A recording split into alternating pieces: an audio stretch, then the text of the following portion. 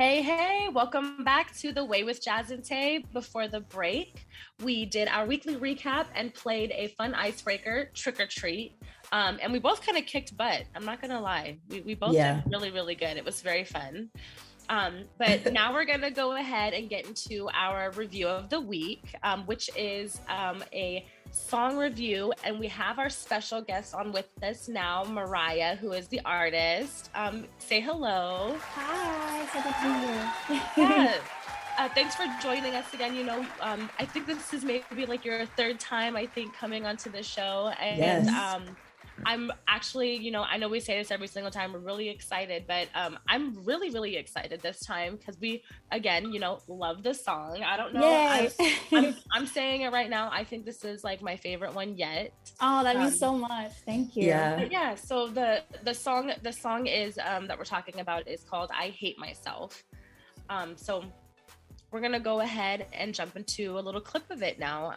Benny, can you go ahead and play it? And I know that we both wanna feel you on my body again. I hate myself for loving everything about you when I get around you, yeah. We're running back again. I hate myself for falling all in, only thinking about you. I know that I shouldn't, but I do. You got me running. I love this song so much, Mariah. Thank you. It's so catchy. Like, I've heard it a million times, but I still, every time I'm like, it's my one song that hasn't been overplayed for me. I just really love that beat. Like, when I first played it, I was like, I was not expecting that beat, but I also love that it feels like a true pop song. Like, this needs to be on the radio. Yes. I mean, today it is.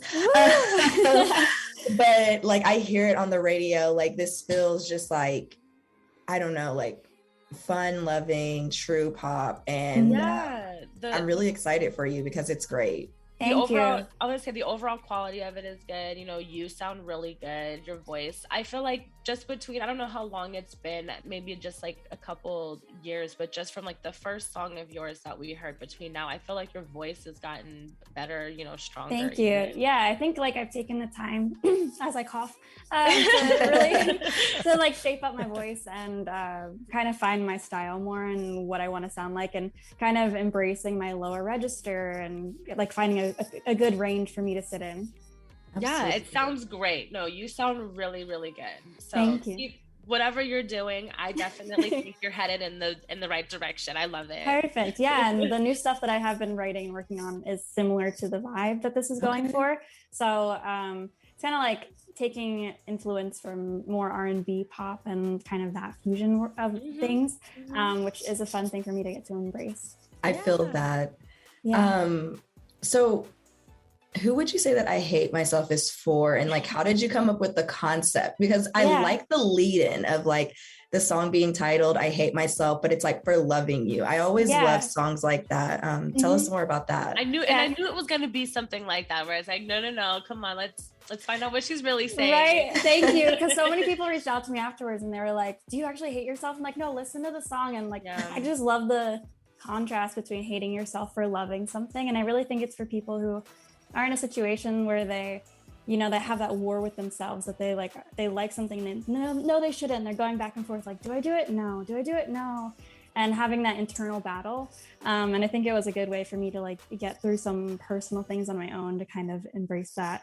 And yeah, I was definitely at a war with myself, and it was fun to kind of tell a story too, because I think this is the first song in the verses where I painted more of a picture for people of like driving in the car together, and I think people could relate to put themselves in those positions a little bit more than just a broad thing of what love is like or what being in a relationship is like. You know, I think it gave more detail to that. Okay. Absolutely. Yeah. No, I like that. So is this something that like I'm trying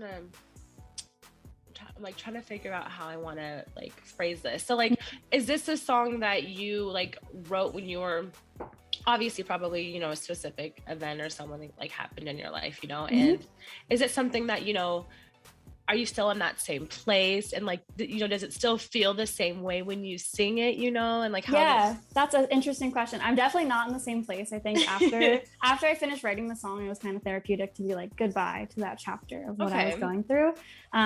So it was interesting for me to release it, to be in a new place now mentally, and have other people be relating to it because they're in that current place.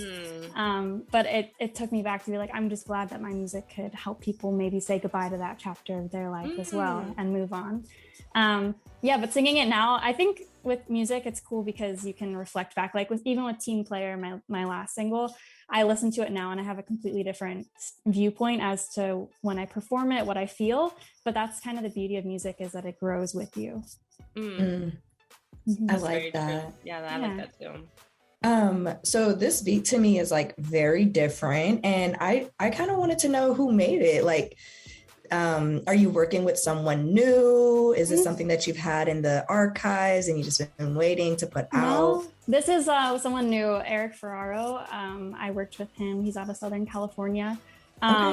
We worked together on this song and another song, and I want to continue working with him because I really like, everyone was complimenting the production quality and the beat, and it's so catchy. I mean, so, and Eric was a pleasure, like so amazing to work with. So I was just over the moon, and I'm really excited to continue putting out music at this quality.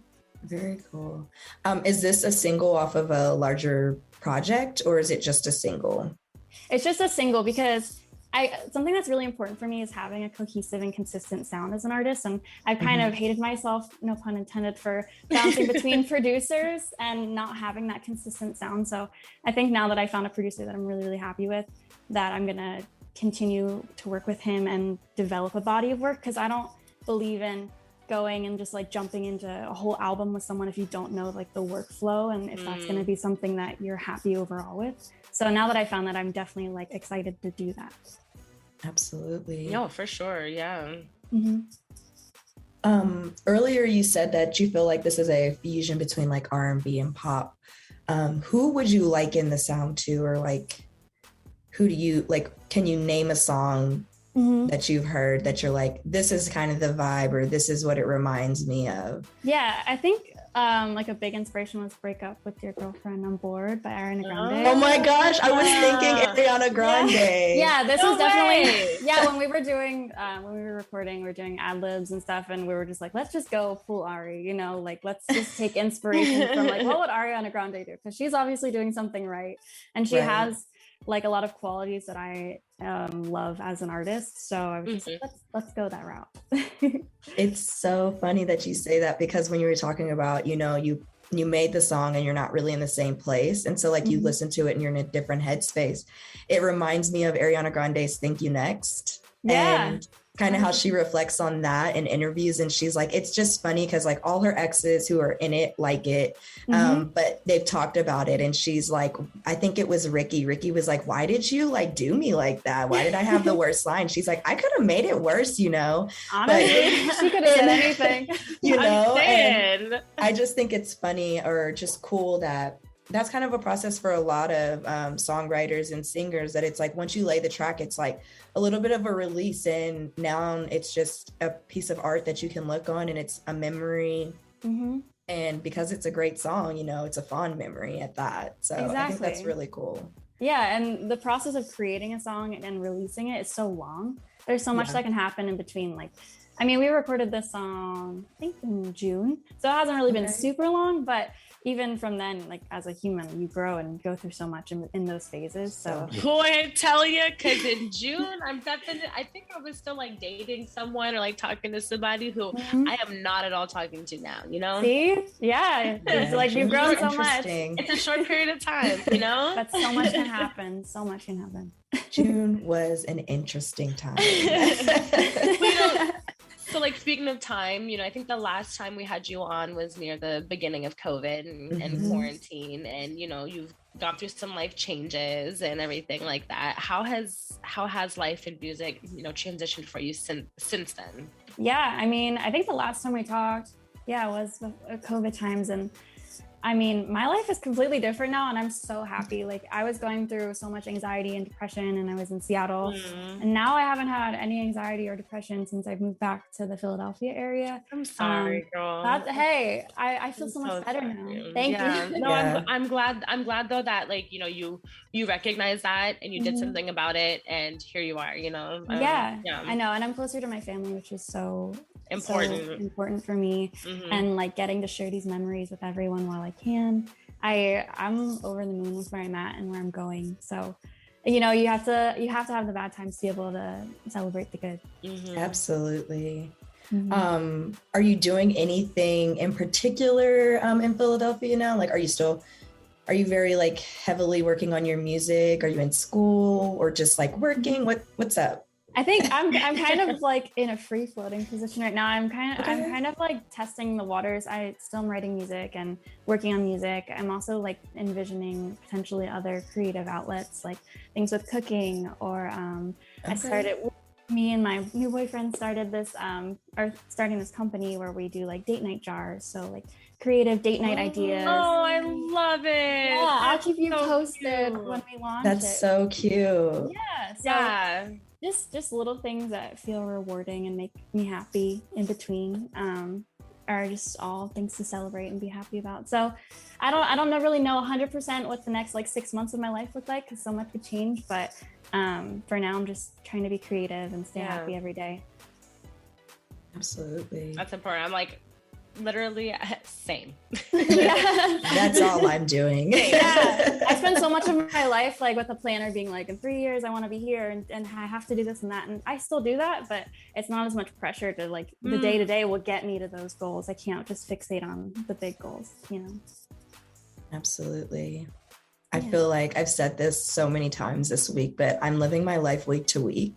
100%. So like thinking of the fact that Thanksgiving and like Christmas are coming up, I'm like, oh, I'm not there yet, but I will start to plan once November hits. But like, I'm not thinking about where I'm supposed to be or where I'm going. Cause I'm just like, this week I've got a lot going on, you know, the week before I had a lot going on. So I'm just like, literally whatever, all I can focus on is what's going to happen between Sunday and Sunday. Yeah, no, I take my planner on Sunday and I write down my goals for the week. And I'm like, I have my big goals in the back of the planner, but I love crossing off my list. It's my favorite thing. So I just go through the week. Now that's therapeutic. I'm like, task complete. What's up? You've talked about that before. You love a good checklist. Oh yeah. You love being able to be like, done. Next. Yeah. Dump it all on I'll a piece even of paper. write like the stupidest things, like, oh, take a shower, check, you know, like just so I can check it off. Yes.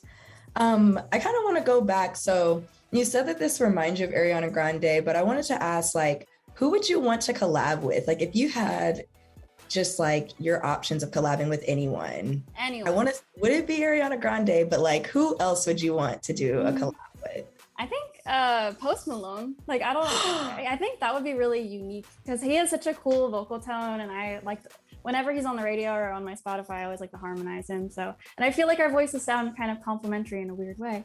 So I think Post Malone would be another fun one.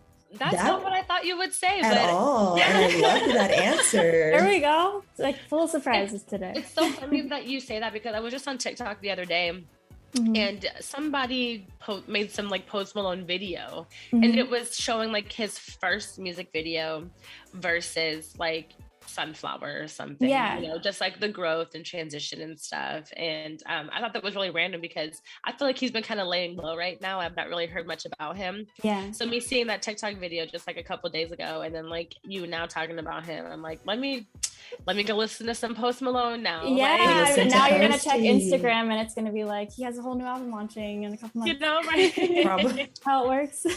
That is cool. Okay, I like that. I'm gonna go listen to him now and see where like. I'm going to try to compare the similarities between like your voice and his. I'm going to try to listen for it. Yeah, I think he has like a really cool style that is kind of, it's just so unique. I don't know. There's no one I can really compare Post Malone to in my head, at least. At all. Yeah.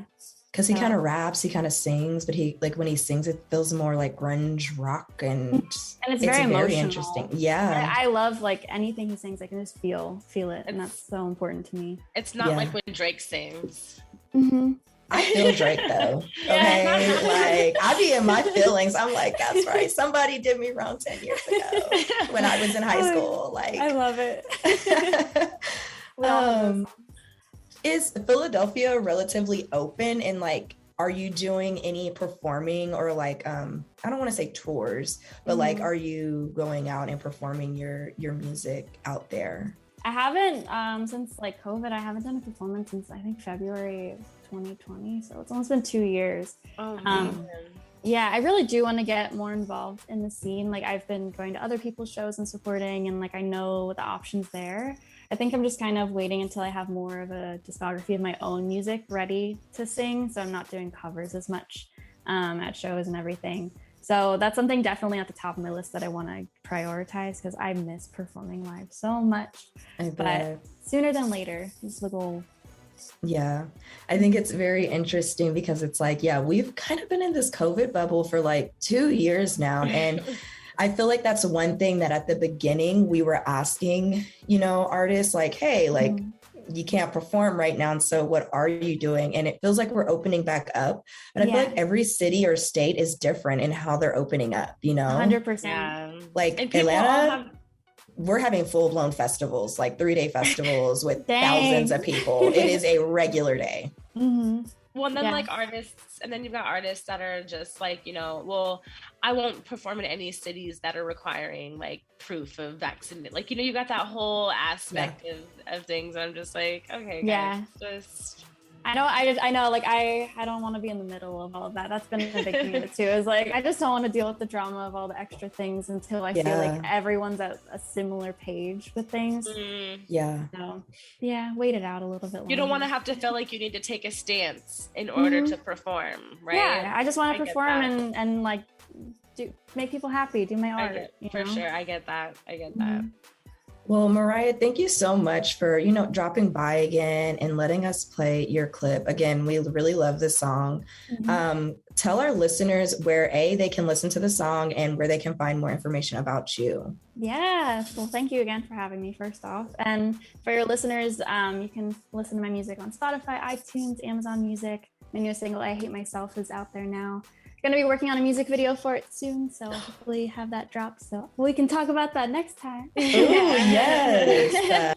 And then you can find me on my socials at Mariah Belgrod. I'm on Instagram, TikTok, Facebook, everywhere, Twitter. You can see my inner thoughts on Twitter. And that's where you can find me. Awesome. Thank you so much again for stopping by. We're going to play the clip as we go out, but we're going to go ahead and jump into another quick 2 to 3 minute break. Stay tuned. You're listening to The Way with Jaz and Tay.